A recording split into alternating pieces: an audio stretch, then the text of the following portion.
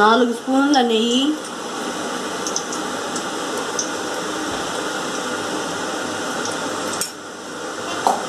జీలకర్ర,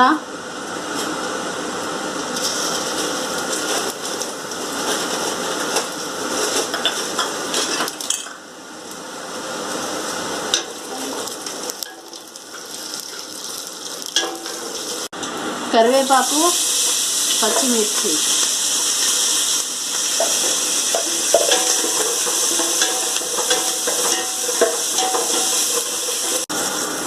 salt,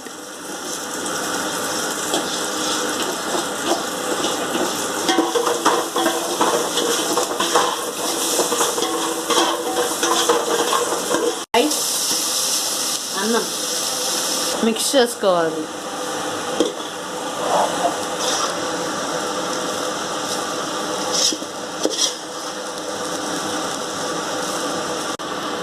Jeera rice is ready. Please subscribe to my channel.